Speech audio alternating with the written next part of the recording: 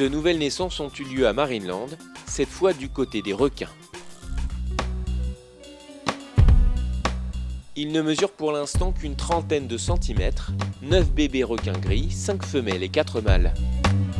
Ils ont été placés dans ce bassin annexe dans les heures qui ont suivi leur naissance, il y a 4 jours, pour éviter qu'ils ne deviennent des proies pour les requins adultes.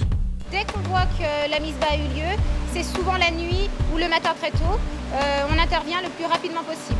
On les récupère dans une épuisette, on regarde aussitôt s'ils sont des mâles et des femelles et on les transfère dans le bassin annexe. Dans ce bassin spécialement aménagé, les bébés seront surveillés pour s'assurer qu'ils mangent tous à leur faim.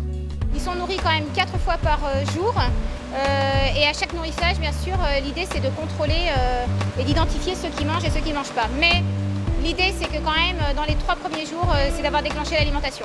Dès les premiers nourrissages, on va donner de la nourriture appétante. Ça va être de la gambasse, de la coquille Saint-Jacques. Une alimentation complète et diversifiée pour des animaux déjà autonomes. À peine nés, les petits requins sont déjà des prédateurs affûtés. La maman, elle, n'a pas besoin de s'en occuper. On ne peut pas dire que les femelles requins abandonnent parce que réellement, le développement du requin est à terme. Et quand le bébé requin naît, c'est vraiment la copie conforme d'un adulte en bébé. Il est complètement autonome, il n'a pas besoin de sa mère. Du coup, au contraire, je pense qu'elle a rempli son rôle. Et quand elle met bas de bébés requins, de petits juvéniles qui sont autonomes et capables de s'alimenter tout seuls.